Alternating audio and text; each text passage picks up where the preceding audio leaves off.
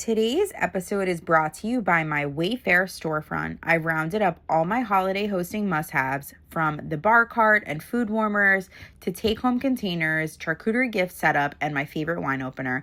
You can shop everything at creatorsoul.io/wayfair/Jackie Zook. Now let's get into the episode. Welcome to Next On Scene, the human behind the brand. I'm Jaclyn Zukerman Delory, award-winning publicist, mom, and media visionary. I believe visibility isn't just about being seen, it's about being of service. Each week, we are going to uncover real stories behind success, the breakthroughs, the heartbreaks, and the moments that made you who you are. Because the truth is, the more we allow ourselves to be human, the more powerful our impact becomes. This is where visibility meets legacy. This is Next On Scene. Kim, welcome to the podcast. So happy to have you here. I'm so happy to be here. It's so wonderful. I'm going to do an intro to who you are in a moment. But first, we're going to talk about your amazing pop of color with the black. So black is mysterious, yes, which I do think is on brand for you. Mm-hmm. But the pink is love, on vibrancy. So I thought that was very on brand for you because I do think you, even though you're warm and bubbly, there is a mysterious side to you. Oh, I love that. So elegance with a splash of personality. That's how they define it. And I was like, this is Kim in a nutshell, I feel like. So are you wearing any of your favorite things? And the shoes are amazing. Look at those. Thank you. Favorite things. I just love this because it's clean lines, right? So I had to do another, on the street interview, and I thought, what would do both? Right? I didn't want to be, because you look fabulous, but, you can kind of get like, oh my God, the collar's going up, or, all the things, because it's going to be windy. So I thought nothing was going to blow. So then I could just grab this, too. Yeah, and I think the pink is so on brand. Like, you're so loving and warm, and I love it about you. Okay, come sit. We're going to chat. So let's introduce the amazing Kim Woods. So you are a philanthropist, an author, a strategic oracle. Yes, we could turn this. Thank you.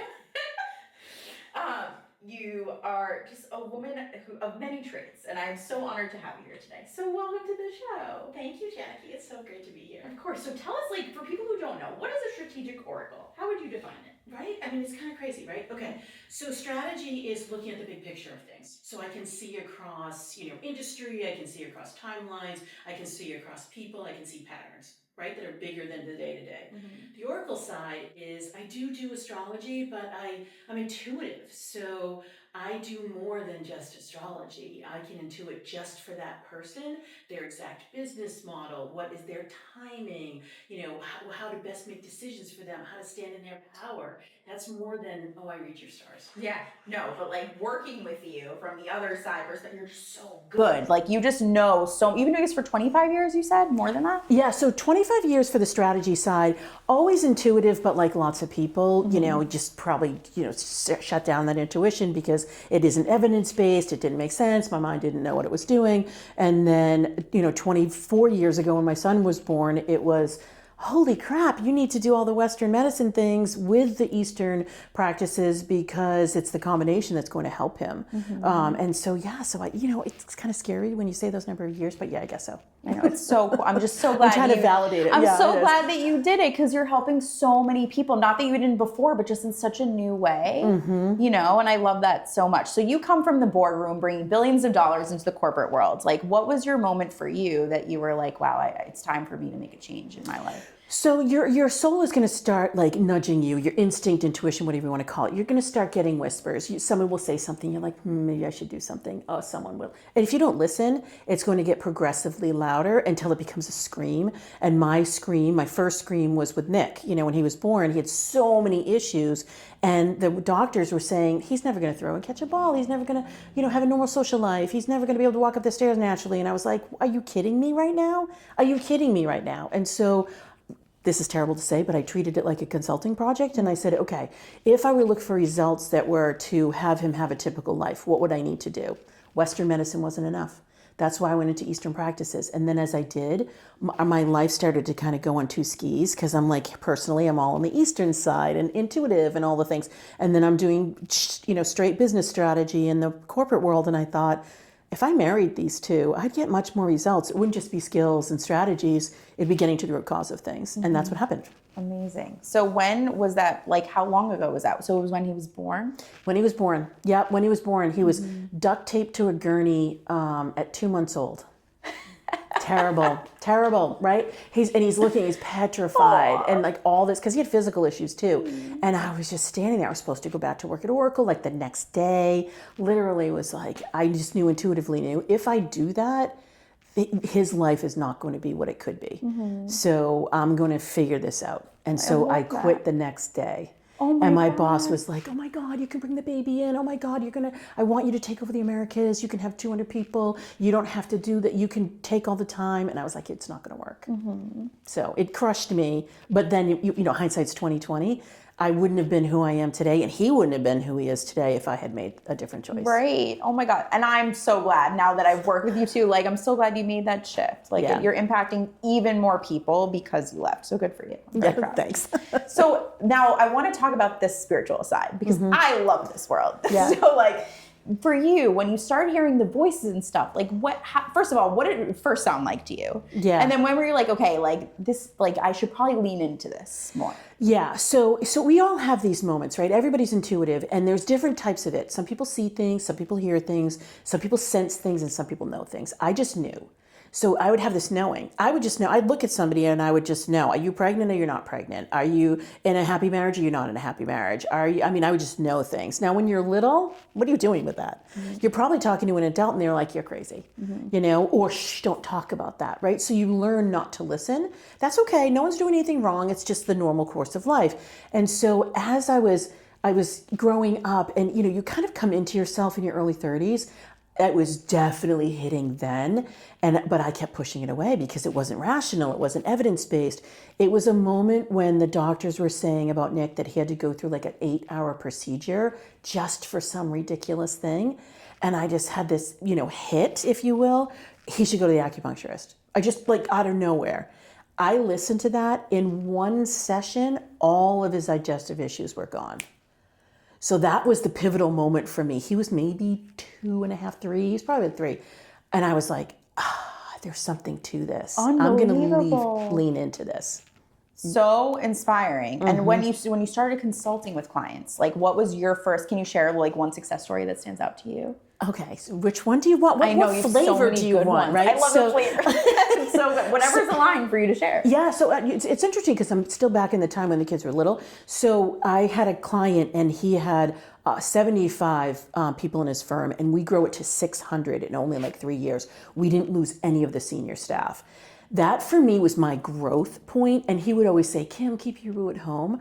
And yes, but no, because I obviously was doing tons of energetics and a lot of different things that were on the spiritual side for his corporation. There's no reasonable way that he should have been able to go through vertical growth and not lose anybody, because he wanted an exit strategy. He wanted to sell, and everything worked out.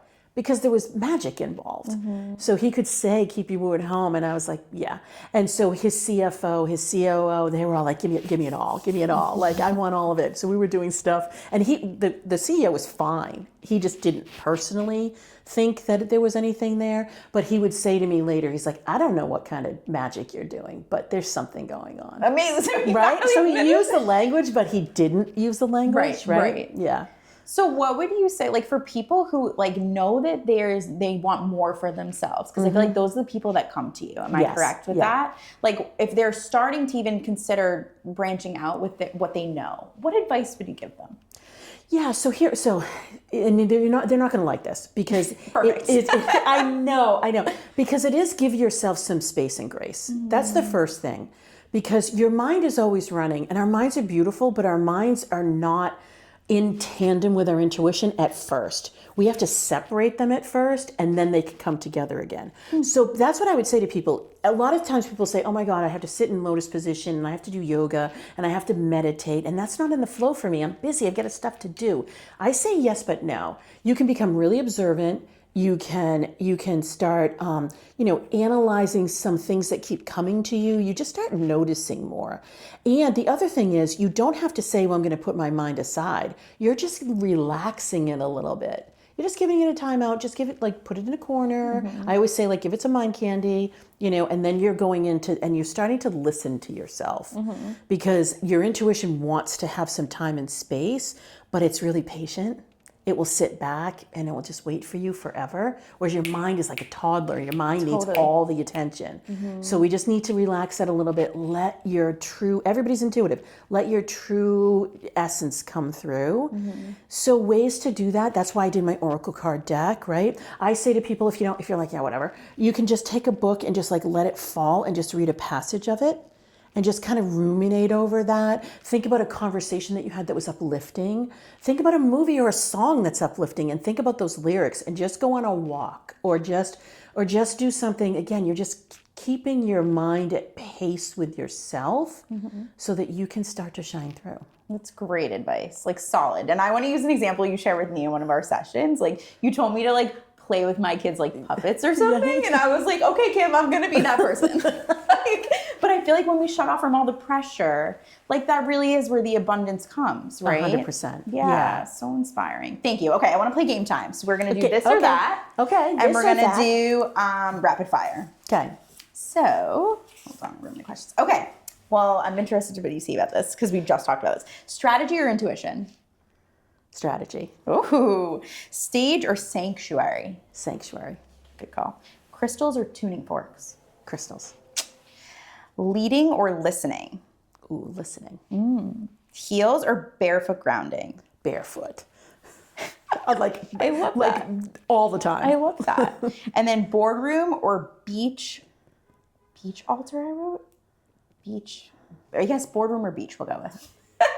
Boardroom, my way. I love that. Controlling the narrative. I love this for you. I love this. Okay, rapid fire. Morning ritual, I guess this is kind of a midnight downloads. Oh, morning ritual or midnight downloads? Morning ritual.